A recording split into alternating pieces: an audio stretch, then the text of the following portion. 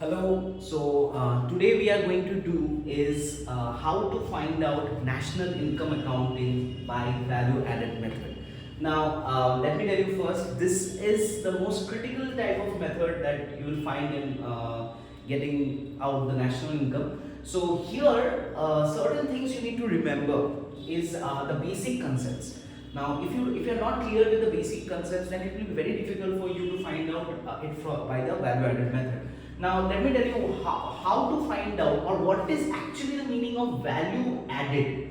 Okay, now as you know that there are three ways to find out national income. One is value added method, the next one is the income method, and the third one is the expenditure method. Now, let me tell you what is value added first. Okay, so first you need to know that in an entire economy, okay, of a country in an accounting year, okay, there are certain production that is done by every firm in an economy. Okay, now what is the addition that is happening in a particular year for every firm? Addition means in the terms of the output. What are the different kinds of output? What is the change in the output that every firm is getting in a particular accounting year? So suppose if a firm started with an output of 5,000, at the end of the year it has an output of 10,000. So the difference 5,000 is your value addition. Means you are getting an additional value of output that you are producing at the end of the year. Now, the first thing you need to know is what is the formula for value added? Value added method, the formula is very simple. Value added is value of output minus the intermediate consumption.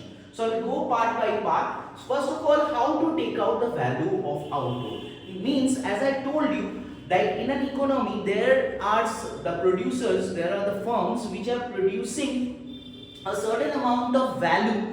Okay, they are adding to their value and they are producing something more in a particular accounting year. So that's the reason. So value of output refers to the value of goods and services produced by a firm during an accounting year. So what is the total value of goods and services that is produced by every firm in an economy in a particular accounting year?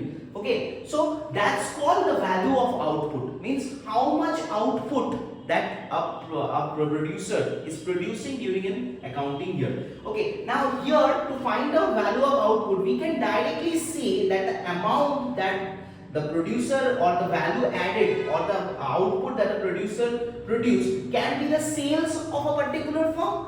Okay, means the total amount of value of output is a particular sales that it is the firm has incurred during a particular accounting year. So on that case, one thing you need to remember that we can take only sales if the entire output is sold in a particular year. If the firm's entire output is sold in a particular year, that's the time when we call the value of outputs is equals to sales. Means the total things that are produced in an accounting year is totally sold by the firm. So that time we can refer to the value of output is equals to the sales. But if you go to reality, you will not find that all the production that are produced is sold. There are certain unsold goods which we call it as inventory stock. So what is stock?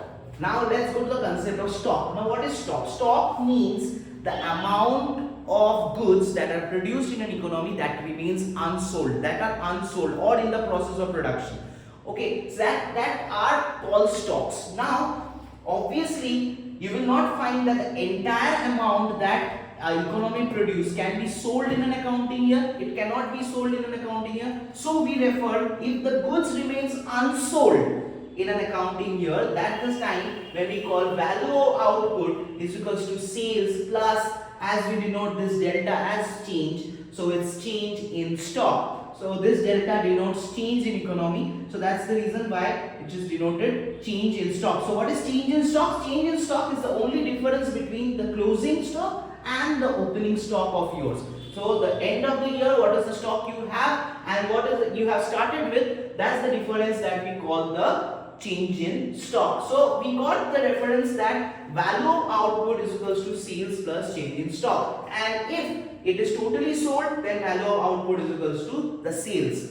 Okay, now the next concept is what is income. intermediate consumption. Now this is the very confusing thing. Intermediate consumption does not includes all the kinds of factor inputs, like the basic inputs, the factor inputs, like for example land, labor, capital and entrepreneur. So as you all know that these are the factors input that is included in every part of production. In everywhere production happens, these four things are included in every part of production. Now here one thing you have to remember, that intermediate consumption do not consist all this. Okay, they do not consist all this. It only consists of those goods which are indirectly used in the factors of production, which don't remain stable. For example, raw material means we call them as non-factor inputs. Like for example, raw material, it is not stable. If your production is more, you increase your raw material. If your production is less, you decrease your raw material. That's the reason why intermediate consumption is something that only includes non-factor inputs.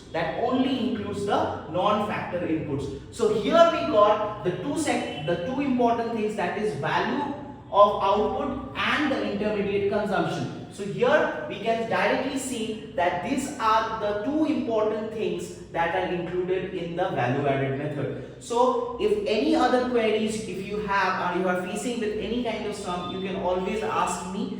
The link is given below, and thank you everybody, and I hope this is very much clear to you, all of you. Thank you everyone.